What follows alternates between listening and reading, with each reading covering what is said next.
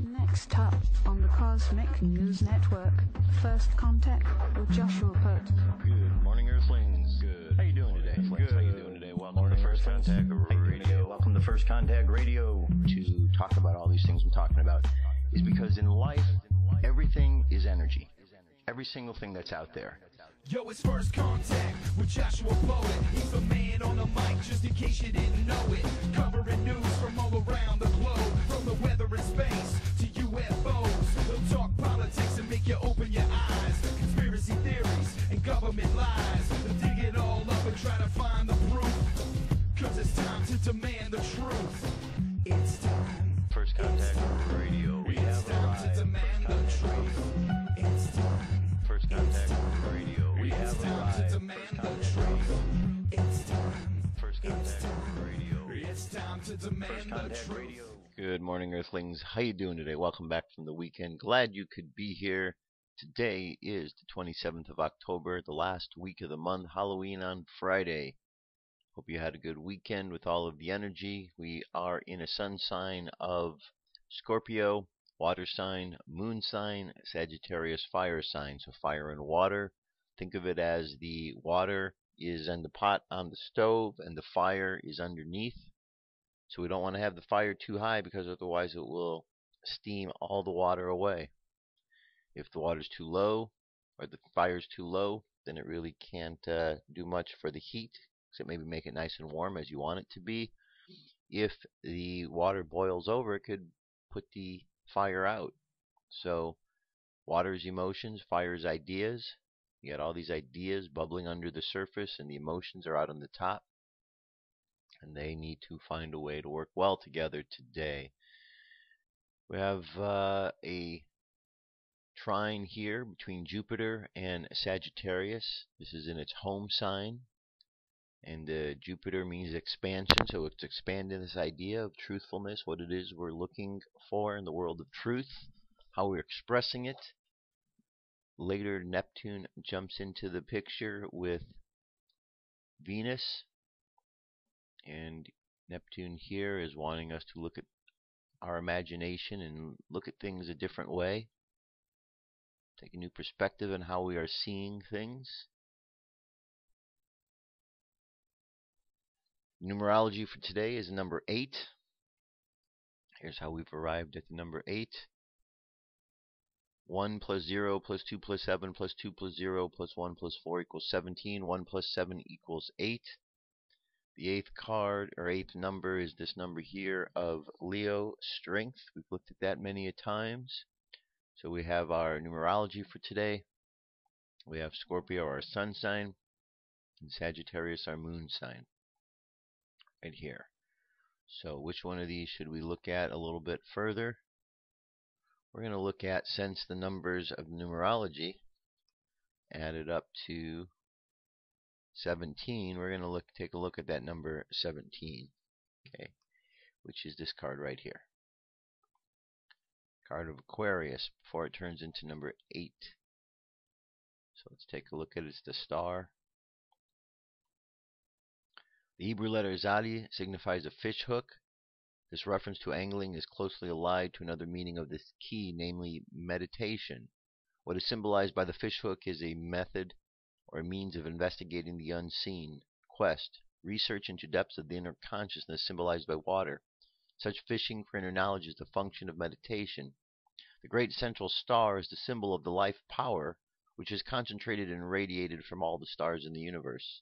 The 7 smaller stars refer to the 7 chakra centers of force in the human organism, also interior stars in Western occultism, and the chakras by the Hindus.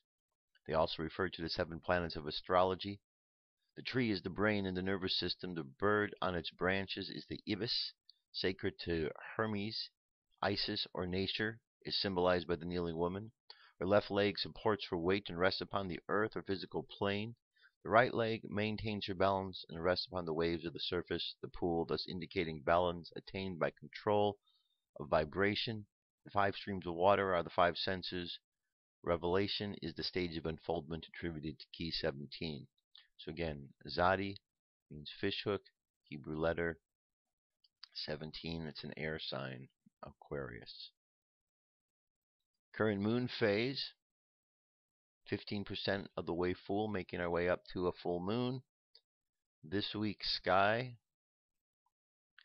tells us that spot Mars to the left of the waxing crescent moon at nightfall, as shown here. Okay, so here's the moon, and we're going to actually, here's the moon here, and here's Mars. So just to the left, we'll see it. A little bit more over here, we see Sagittarius. The Mayan Oracle. Today we're on 11-tone day in the wave spell of the human.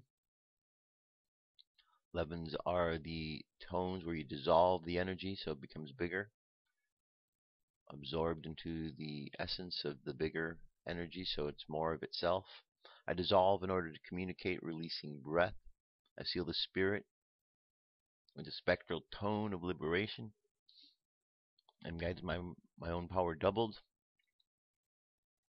Solar wind 421.2 kilometers per second. Planetary K index is 3. We got some coronal holes moving around here. No notice of any wind coming our way from them. 85% chance of an M class. X class flat is up to 55.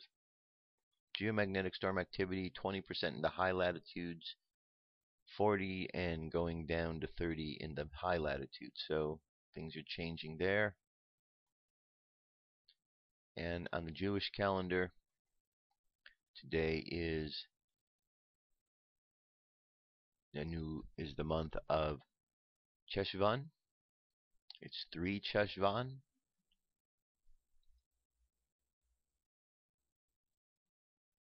And the daily thought is freedom connection. The freedom connection. We are limited by the very fact that we have human form. There is no freedom in following our whim or even our most treasured decisions. As a prisoner cannot undo his own shackles, so we remain enslaved to our own limited selves. And so Moses was told, when you take the people out of Egypt, you shall all serve God on this mountain. What makes us free?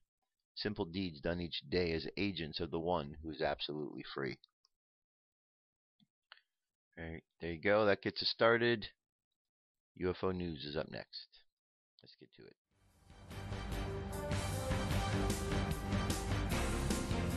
This is the UFO News with Joshua Poet. All right, Dirk, thank you very much. Today, our first sighting comes to us from Clovis, California. We had a news report where it was seen.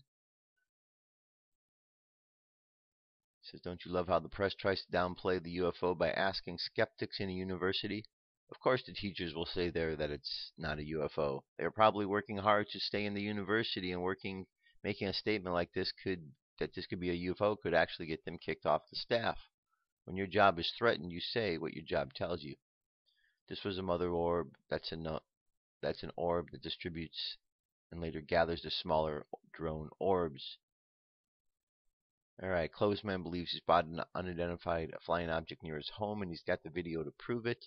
The video shows a bright orb and then a smaller green light that appears to fly away. Ricardo Padu, who shot the video, says that it was weird because he didn't see it when he was taping it. Then I thought, oh my God, this is real. This is something more than just an orb. It released something. What did it release? And then they went ahead and they asked the university people and blah, blah, blah. And the university people don't know. And, well, okay. So we have a viewing. There we go. There's the object in question. We're not even going to bother to look at what the university people had to say because, well, quite frankly, we really don't care. All right, moving on. Here we have Area 51 scientist Boyd Bushman last talk about UFOs and aliens before dying. There he is. There's one of his images he's released.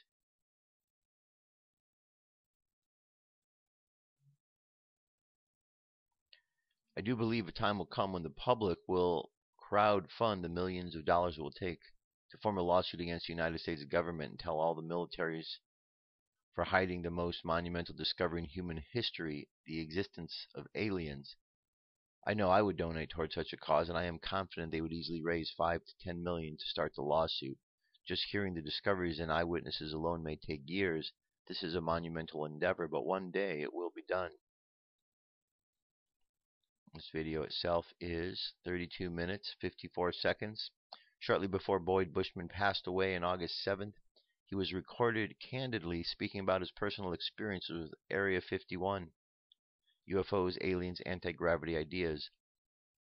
Boyd was a retired senior scientist for Lockheed Martin. His career spanned over 40 years. He was awarded many patents that included work with defense contractors, Hughes Aircraft, General Dynamics, Texas Instruments, and Lockheed Martin. Very interesting. Check that out.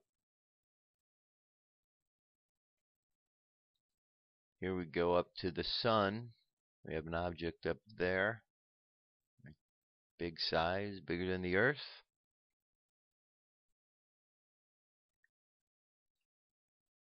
I check out the SOHO photos every day and was fortunate enough to catch this massive ship as it was exiting the sun. This UFO is solid, as you can see. It is as large as Earth itself. Look closely at the surface of it. There are no flames or heat changes. Its color does not change on its surface, unlike the sun itself, which has many mixing colors. Russian scientists alerted the world over 5 years ago to the UFOs that flew around the sun in orbits and suddenly make hard right angles and changes in speed. This is one of them. It's pretty amazing.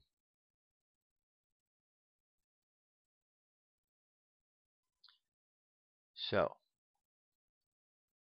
my question is, if this is facing us, let me see. Hold on. Okay. If this sun is facing us, we're looking at the sun, we're seeing this object, and there's an object going into the sun that is as big as the Earth. And if sometime or another this object is flying around the sun, there's a good opportunity or possibility this object, as big as the Earth or bigger, is flying between the sun and the Earth. Question is, are we feeling any sort of gravitational pull or anything from that? Because we're told when there's another planet that comes into our solar system, we're going to feel the effect of it. Well, if there's a spaceship the size of the Earth that is passing between us and the sun, wouldn't we feel that as well? I don't know.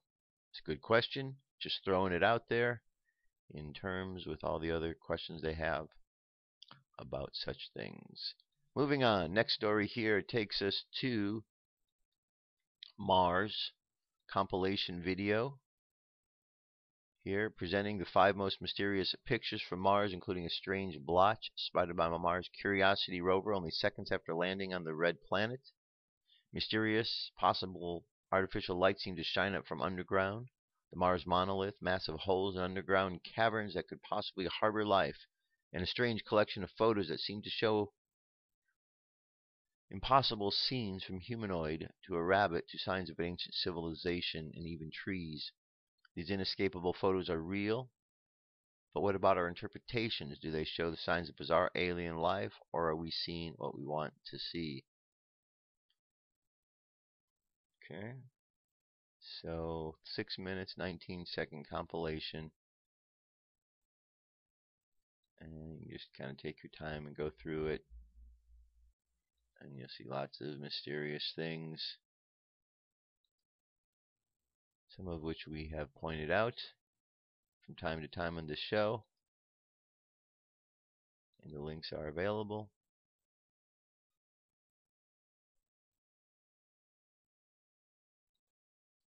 Pretty interesting, all these objects and holes in the ground and faces, and something going on Mars. Something definitely going on. We'll undoubtedly hear more about that in the future. We have Robert Hastings to give talk on UFOs interacting with nuclear weapons and facilities. For Robert Hastings, aliens and UFOs aren't just fodder. They're a 365-day-a-year passion.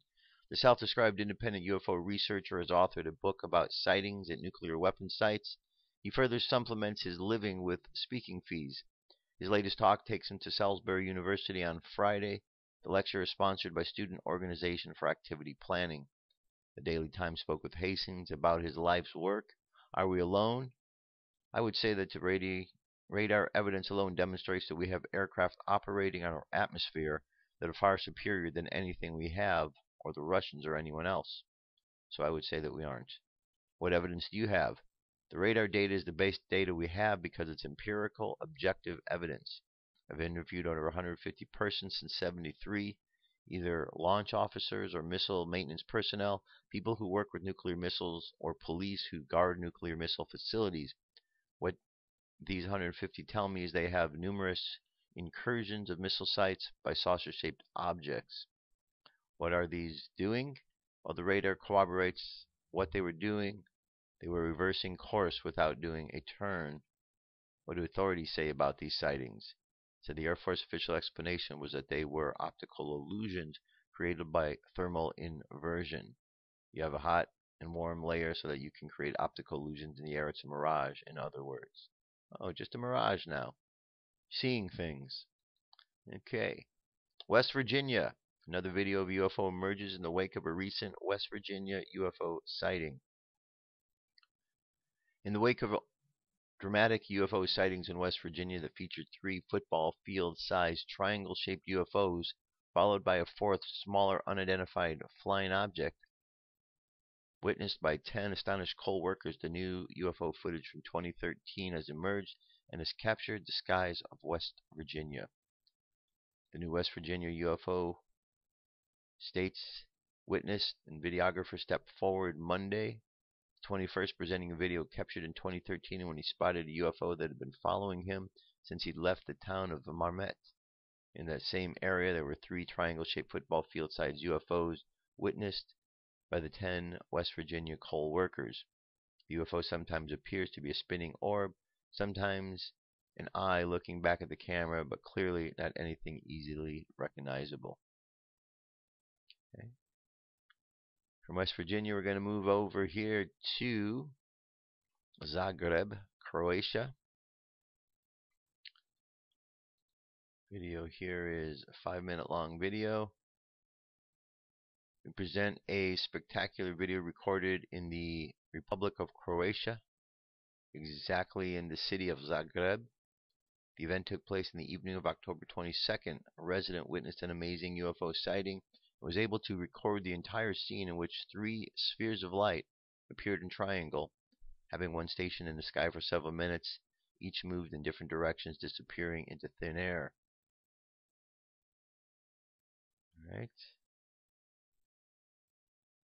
So we have a nice comp video here of this. There we go. 5 minutes and 4 seconds for this video. You can see it just hanging there in the sky.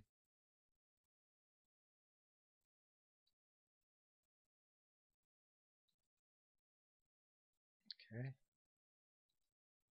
Good sighting, good image. Let's go to the next and last of our stories for today. This is over the Eiffel Tower in Paris. New amazing footage of multiple UFO lights recorded in the night sky above the Eiffel Tower. In this video, a young girl was recording a group of friends having a good time at the famous Eiffel Tower. In the background along the horizon, you can see 3 UFOs flying to frame.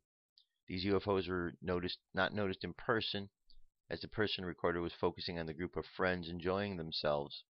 3 UFOs are passed flying and only noticed by a person recording much later when viewing the video. There you go. The first UFO seems like it could be a plane, but clearly the UFOs move and behave differently when flying. These objects do not appear to be plane flying around in the night sky. To the far right, the UFO falls and flies erratic and heads down to the right side of the Eiffel Tower. The UFO almost appears to be floating down. The other UFOs veer off to the left of the famous tower and seemingly begin to fizzle out. This UFO video is very interesting, special than our French friends who are loud viewers of our Look Now TV. We appreciate the continued support. Okay. So, good videos from Look Now TV. Very good. That is our UFO news for today. I'll be back. Come into our circle, Great Spirit. Fill our souls with peace.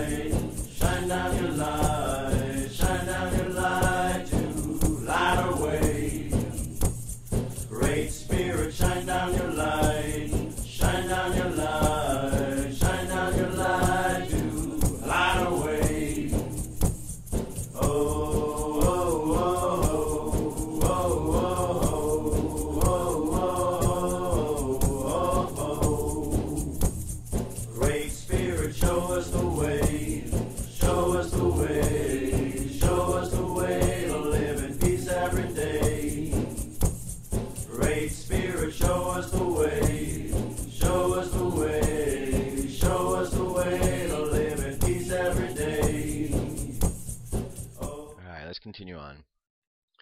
So for the last, I don't know how many weeks we've been studying the Kabbalah. This is, I guess, 14th week now. So I'm going to wrap it up today. Got several books to look at. The Mystical Kabbalah we've been reading from. Continue to read and study through that because that will continue to help you with your understandings. We have the pattern on the trestle board that we refer to quite often. This is truth about the self, very important. So, if you start off with the symbol, which we have the tree of life itself, apply to it the pattern on the trestle board, use this for your meditations, that in itself will help you.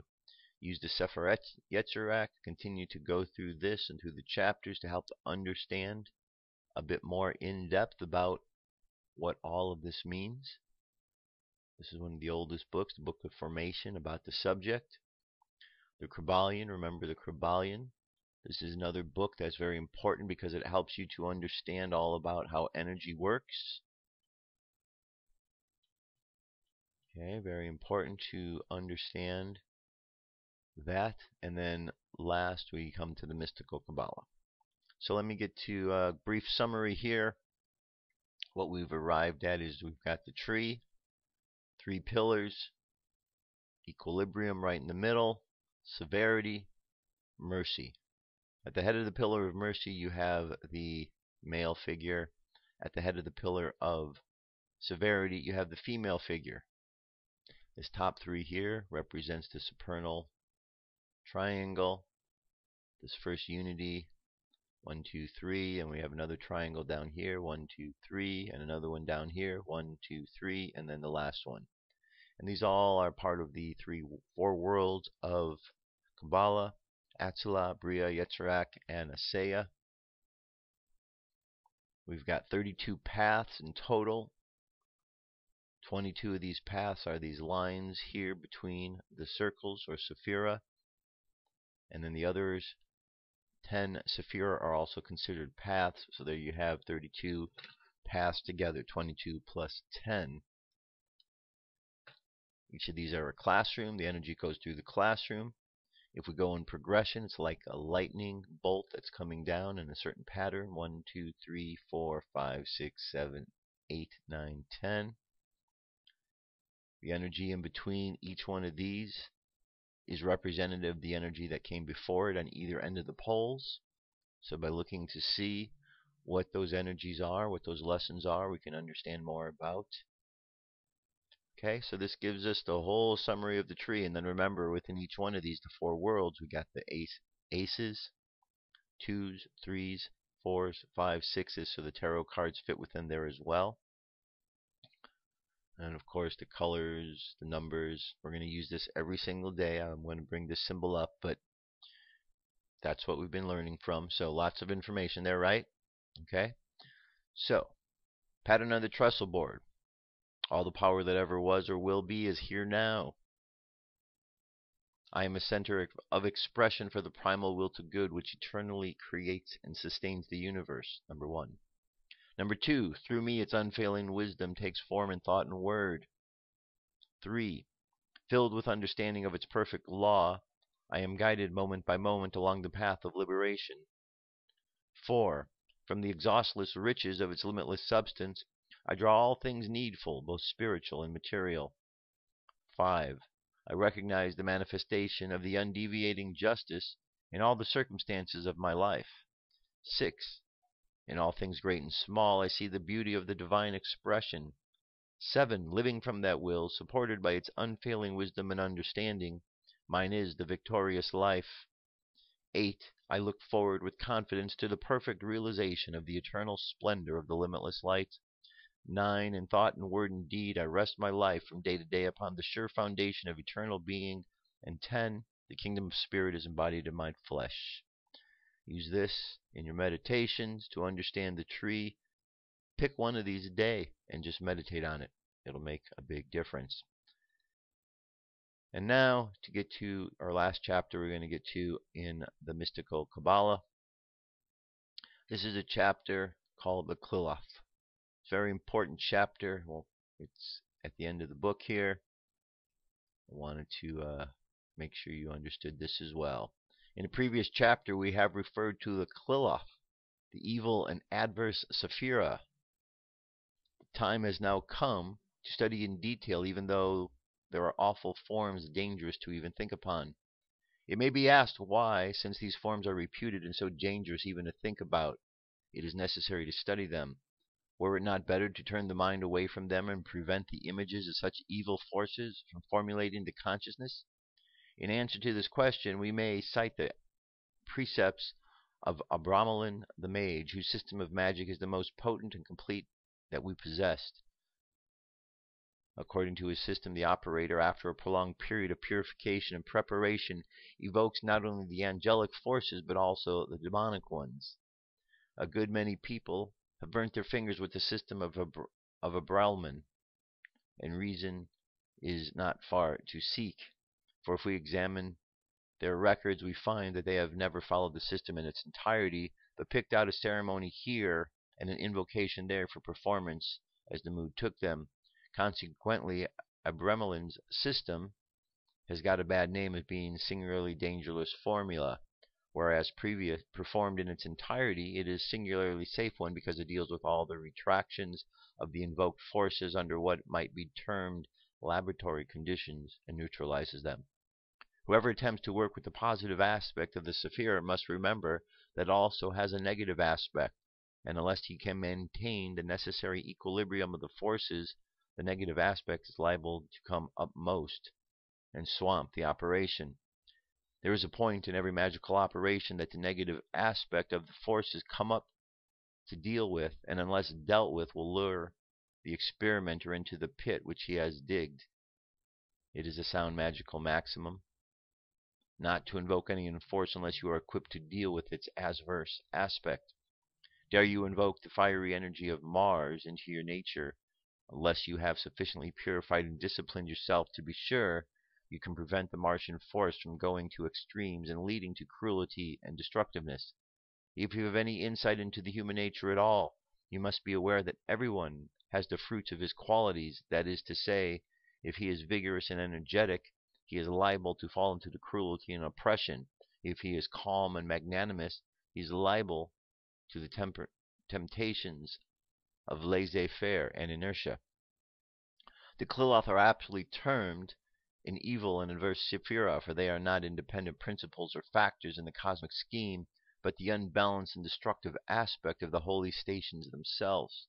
They are, in fact, not two trees, but one tree. A Clovis being the reverse of a coin, which is the obverse, is a Sephira. Whoever uses the tree as a magical system must perforce know the spheres of the Clovis. because he has no option but to deal with them. It is not only the plane of Atzula that there is but one name of power associated with the Sephira, and that is the deity name. To the archangel corresponds the devil, and to the choir of angels, the cohort of demons, and the Sephirotic spheres have their correspondence to the infernal habitations. The student must carefully distinguish between what the occultists call positive and negative evil. There is also an important point in the esoteric philosophy, and a failure to realize its significance leads into far-reaching practical errors and cripples the whole life and work of the initiate, or for that matter, of that any being who is endeavoring to develop a modicum of free will and self-governance. It is a point which is but little understood, but is slightly important point in practice because it influences so immediately our outlook, judgment, and conduct. Positive evil is a force which is moving against a current of evolution. Negative evil is simply the opposition of an inertia which has not yet been overcome, or of a momentum which has not yet been neutralized. Let us make these definitions clear by an example. The natural conservatism of a mature mind is regarded as evil by the would-be reformer. The natural iconoclasm of youth is regarded as evil by the administrator who has established his system. Nevertheless, we cannot dispense of either of these two opposing factors if society is to be maintained in a healthy state. Between them, we achieve a steady progress that neither disorganizes or society nor permits it to sink into inertia and decay. Both of these factors are indispensable in the social welfare, yet either of them is unchecked would lead to harm. We cannot consider either of them as a social evil unless it is overcome. We should therefore, in terminology of esoteric philosophy, classify conservatism as negative evil when considered from the standpoint of the reformer, and iconoclasm as negative evil when considered from the standpoint of the conservative. Positive evil is a different matter. It may be the nature of the iconoclasm carried too far that descends into the sheer anarchy of the conservation, carried too far in becoming class privilege and vested interest, militating against the general welfare, or it may be the form of an actual political corruption which destroys the efficiency of the administrative machine, or the social corruption, such an organized prostitution or child labor, which undermines the health of the body politic.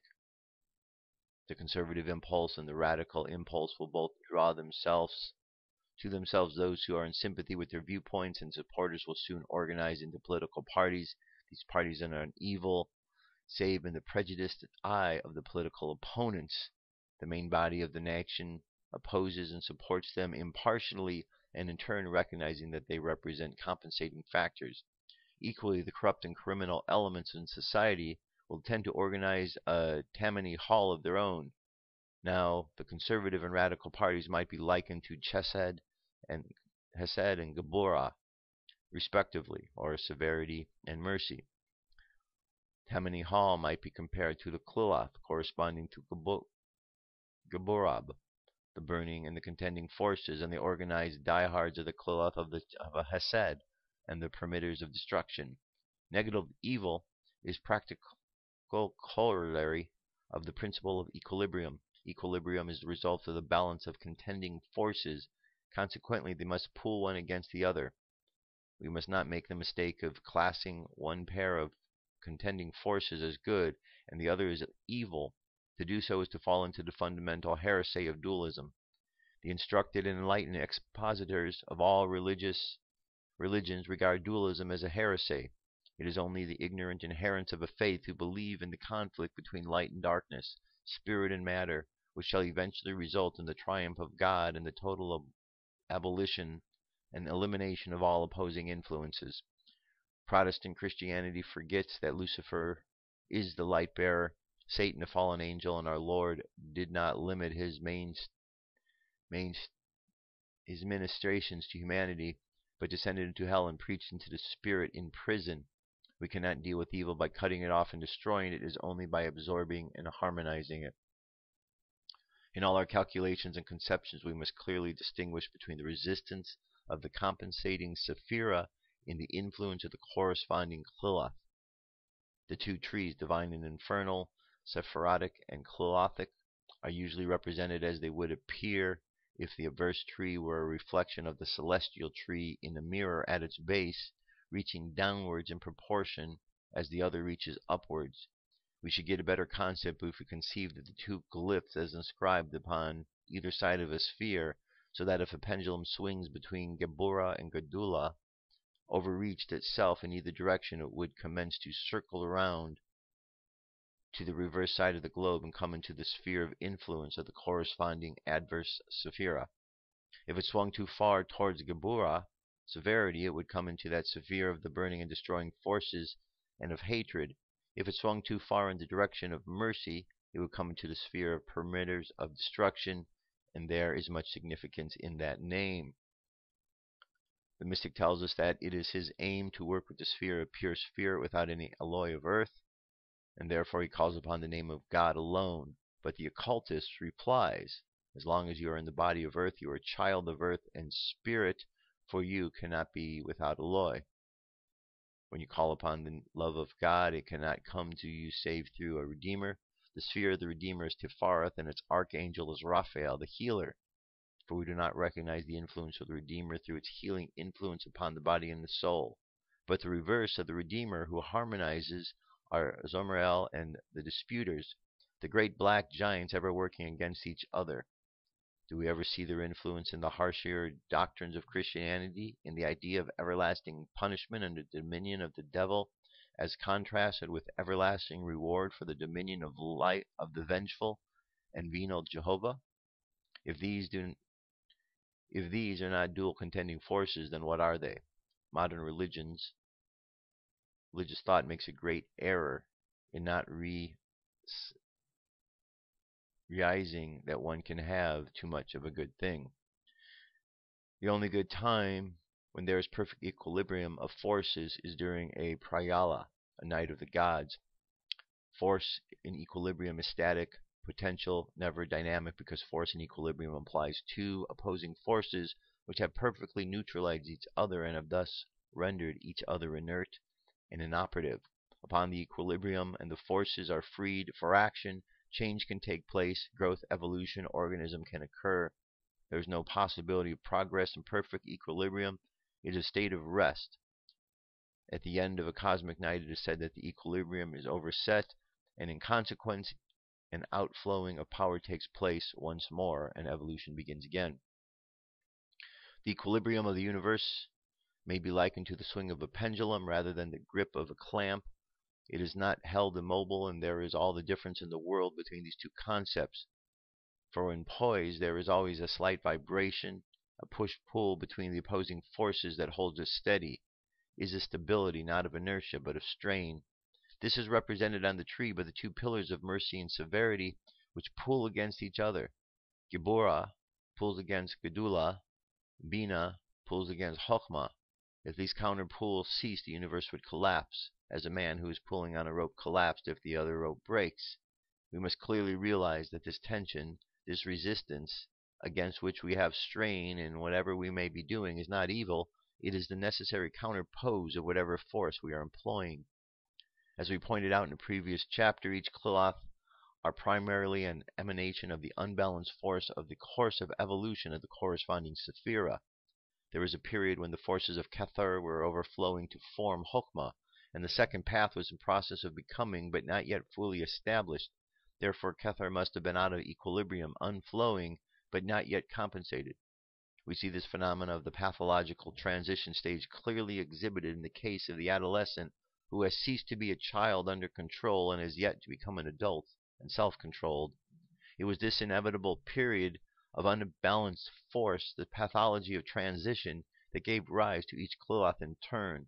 It follows that the solution of the problem of evil and its eradication from the world is not to be achieved through its suppression, cutting off, or destruction, but through the compensation and consequent absorption back into the sphere whence it came.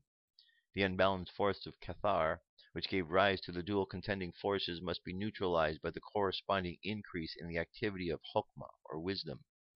The unbalanced force of each sephira, then, which arose unchecked during the temporary phase of disequilibrium that occurred periodically in the course of evolution, forms the nucleus around which we were organized. All the thought forms of evil arising in the consciousness of sentient beings are through the operation of blind forces that happen to be out of equilibrium, each kind of inharmony seeking its own place. It will follow that then that when that was at first a mere overplus of force, pure and good in its intrinsic nature, may, if not compensated, become the course of ages a highly organized and developed center of positive and dynamic evil.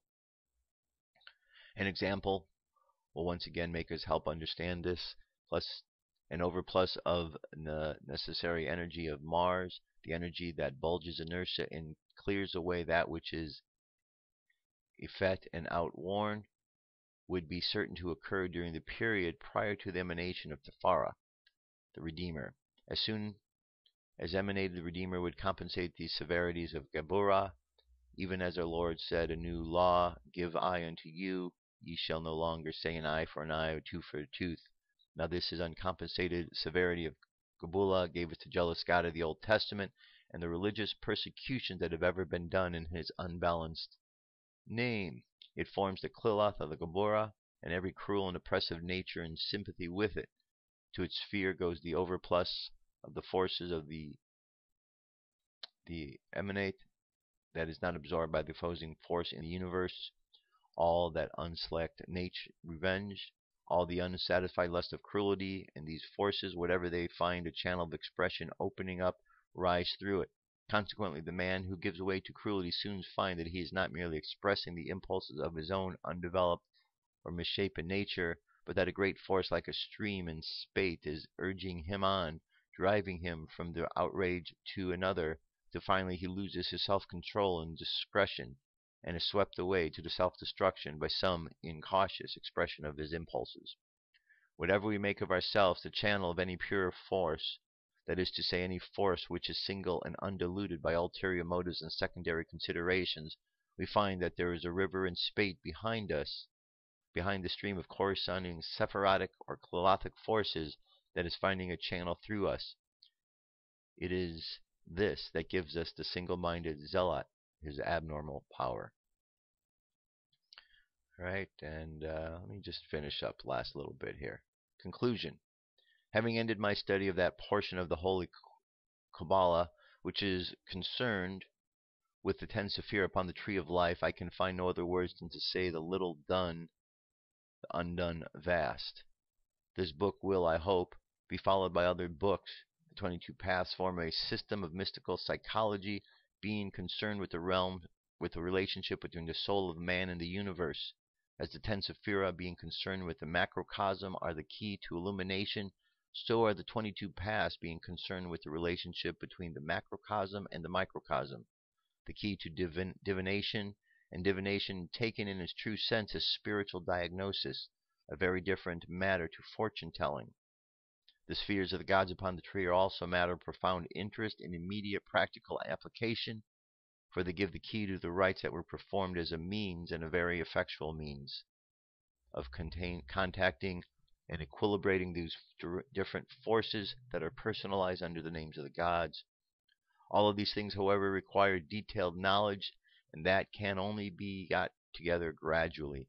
It is more than one's pen can do unaided, and it should be welcomed the correspondence of those who are interested in these subjects, not as research into antiquity, but as the living forces that come home to men's businesses and bosoms.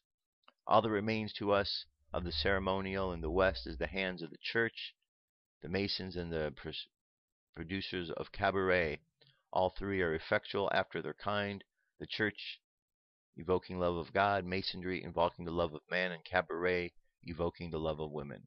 Viewed as a means of invoking the spirit of God, ceremonial is pure superstition, but viewed as a means of evoking the spirit of man, it is pure psychology. And that is how I view it. It is a lost art in the West, but an art that is well worth reviving. In these passages I have given the psychological basis on which this art rests. Its practical application depends not only upon the technical knowledge, but on the development of the certain powers of the mind by careful and prolonged training, of which the first is the power of concentration, the second the power of visual imagination. It is concerning that power of visual imagination that we are so lamentably ignorant in the West. West Koo just missed the turning point when he sought in prolonged attention in substitute for spontaneous emotion. Alright, we have some nice good graphics here. And there you have it, the mystical Kabbalah. So, you've gotten a good dose for the last 14 Mondays of this tree of life. Very important to understanding about the Kliloth, because there are these negative aspects within the tree. And we want to make sure that we're not getting involved with those as you get really heavily into your study. You'll know that they're there. And as it talks about, there's a difference between, the negative energy. We have to understand that energy can be changed and worked with, and we don't know everything about all of the energy that it's affecting us and the way we see it and the way God sees it, and we're always learning. So just be aware of these processes of Kliloth, these little traps within it, and just don't get caught up in the traps. That's all. That is it. Protect yourself when you work with the tree. Work slowly. Work with energy that you can deal with. Don't try to do too much at once, and you'll learn a great deal from this. But I like to say, go back to this symbol here and just meditate upon this and the keys from the pattern on the trestle board, and that will take you a long way. And that brings us to our channeled message for today, which comes to us from Hilarion. Here we go.